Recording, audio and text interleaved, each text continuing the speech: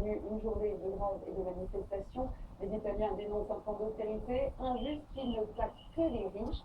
Et puis en Espagne aussi, on se mobilise. Grosse manifestation ce soir à Madrid, à la veille du vote de la règle d'or qui inscrit la limitation des déficits publics dans la Constitution. En Libye, toujours beaucoup de spéculations autour du sort de Kadhafi. L'arrivée d'un important convoi de véhicules au Niger a alimenté les rumeurs durant toute la journée. Mais pour l'instant, le leader libyen reste toujours introuvable. Et sur le terrain, la guerre des mers continue entre rebelles et pro-Kadhafi. Magali.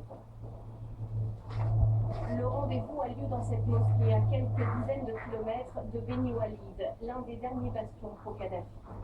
Depuis des jours, la rébellion négocie avec ses chefs locaux une reddition.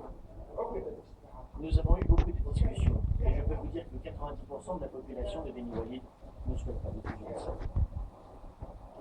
Pourtant, ces rebelles s'impatientent. L'ultimatum a de nouveau été repoussé. Et Muammar Kadhafi reste toujours introuvable. Le guide libyen serait-il toujours en Libye?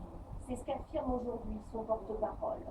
Son fils, Saïf al-Islam, serait avec lui, on le dit, à Beni Walid ou à Sirte. Pourtant, un convoi de dizaines de véhicules civils et militaires aurait été vu par la rébellion faisant route vers l'Algérie.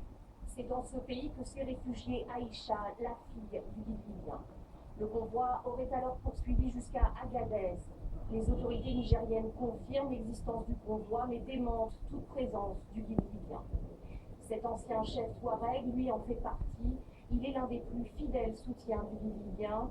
Protégé par ces hommes du désert, le convoi aurait pour destination finale le Burkina Faso.